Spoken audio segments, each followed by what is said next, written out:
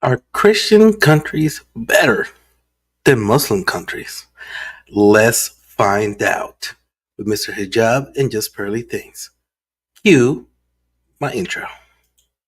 الرحمن الرحيم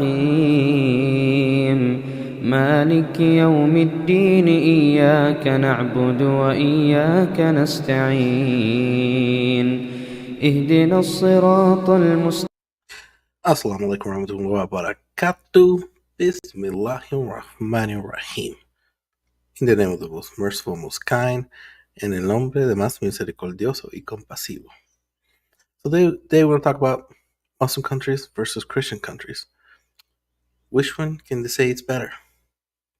Well, Miss Pearly Things and Mr. Hijab discuss this subject, so let's get to it, shall we?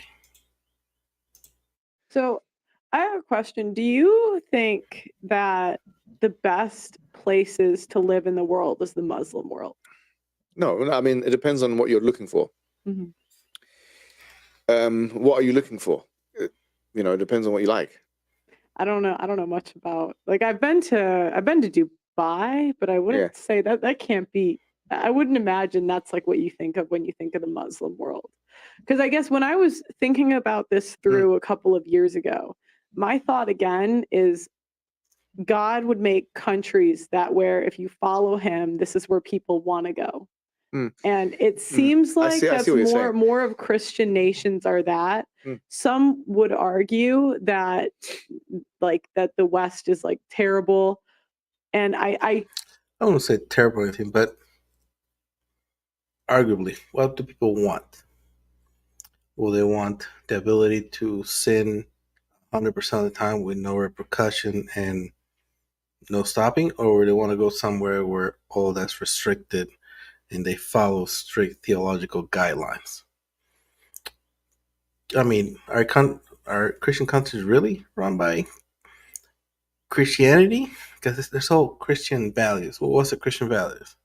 Talk about like no stealing, no killing. That's in Islam as well. But there's this actually I would say most will say it's a secular country. You could have same sex marriage, which again contradicts what the Bible says.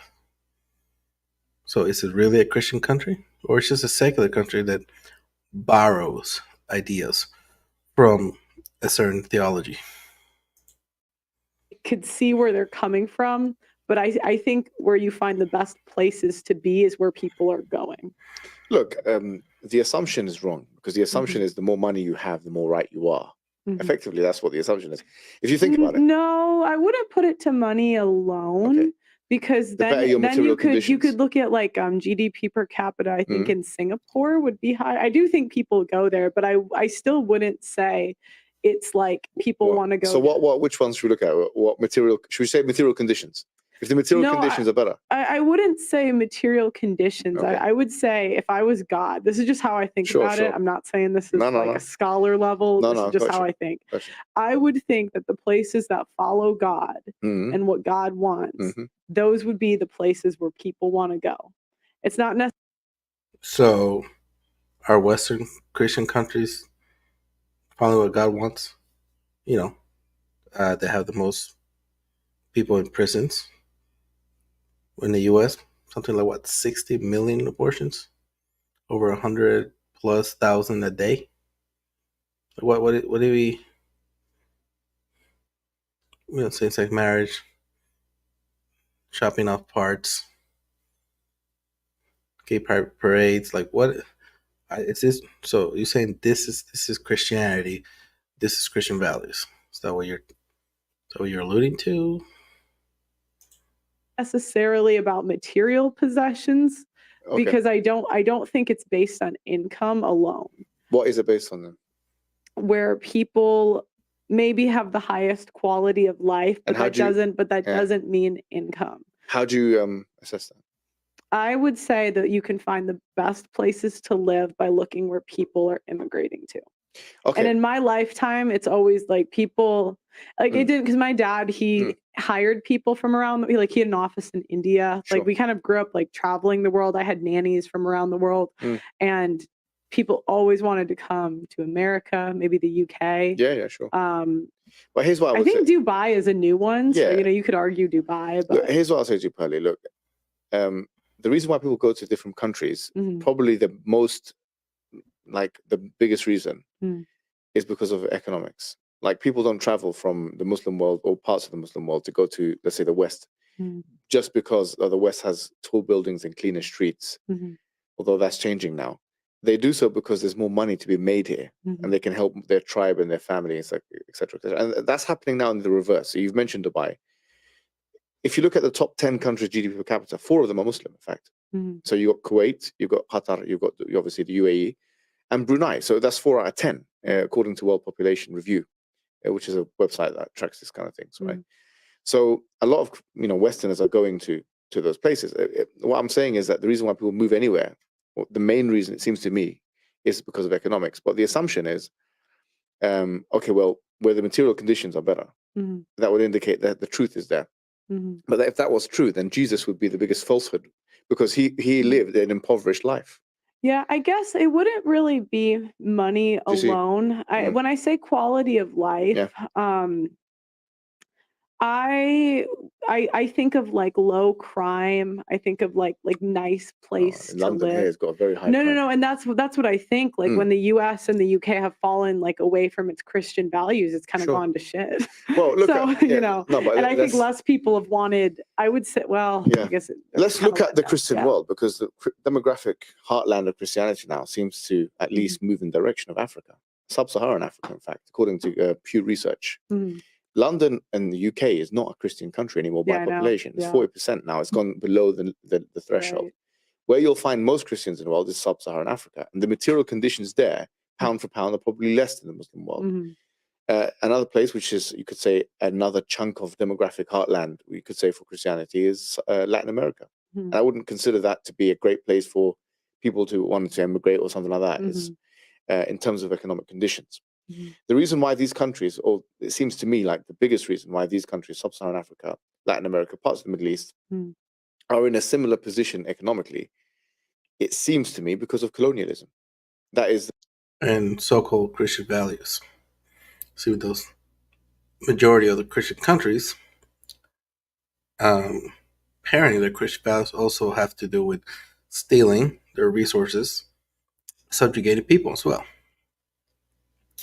And inshallah, brothers and sisters, in Latin, Hispanic countries, turn to Islam, inshallah,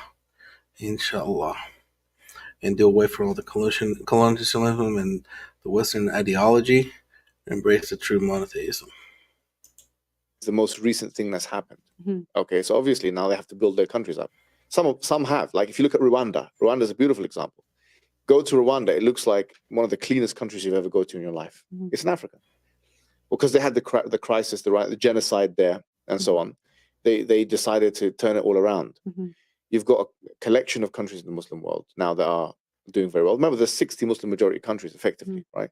So look. But I guess my question, this is just how I think as a Westerner we would look at it, is like, if the Islam world produces such like an amazing country or whatever, like why do we have this like mass immigration to come to the West?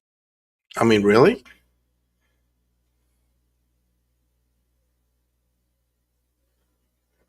I'm sorry, we're bombing the crap out of them. That's why. They should not know this. Most of them are just fleeing.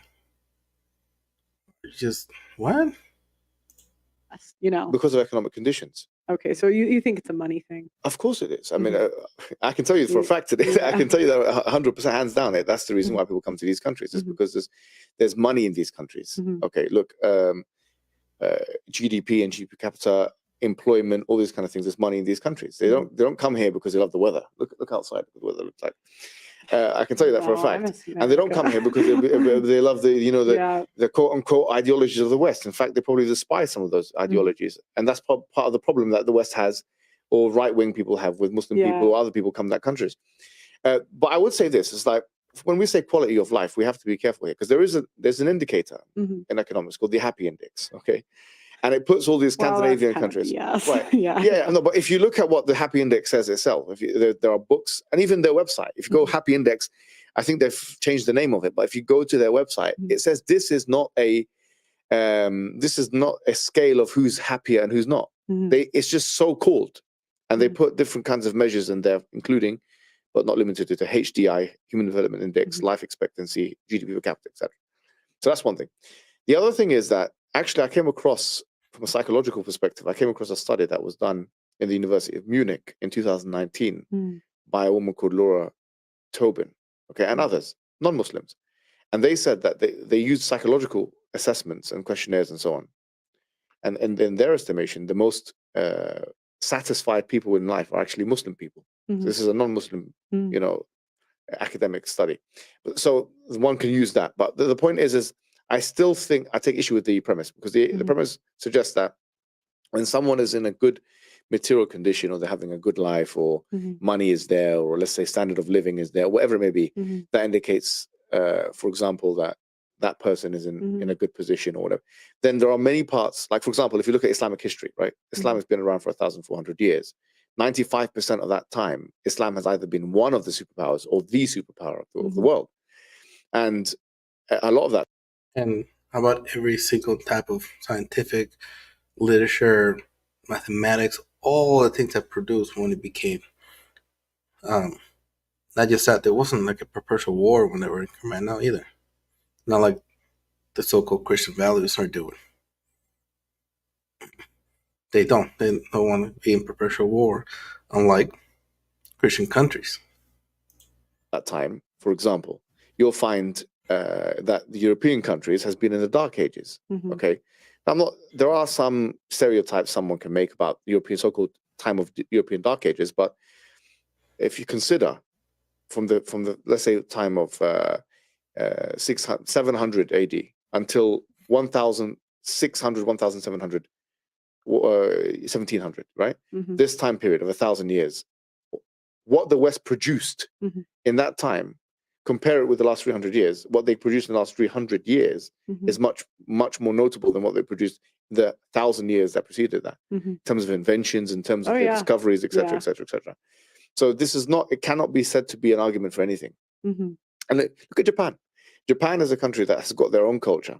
They've got their own traditions and so on. Yeah, they're pretty atheist. They're developing, exactly. So if it's not about Christianity, because Christianity is not there in Japan.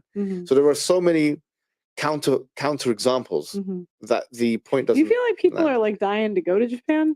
Maybe they are. I don't know. Immigration's gone up, but once again, it's just when I looked at like immigrate, I haven't recently, so this was like years ago. Yeah. But like I didn't remember Japan being that high. Oh, okay. You know, I understand what it might be. Yeah, no. I mean, people want to come to the West now because the West has money. Not all the West. Greece, for example, doesn't have that much money. Spain doesn't have that compared to Scandinavian countries per capita, for example. Those countries are more connected to or comparable to countries in the Middle East. Yeah, that's right. There's a couple points you didn't mention.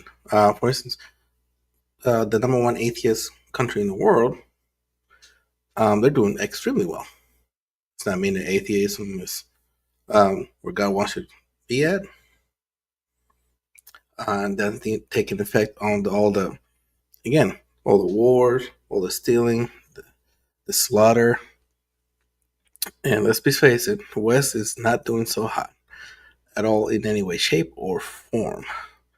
West is doing horrible on it. It's an extreme moral decay, economic decay, because they don't actually have, they're not centered around one moral truth. It's all about personal truth, personal what they want, and that's what happens. So this is a secular country. They may borrow some things from Christianity, but it's secular to the core. So I don't think her argument was made very well. I didn't think she even knew how to make the argument to begin with. Let me know what you guys think. Subscribe, like, comment, and share. Until next time. Assalamu alaikum warahmatullahi wabarakatuh.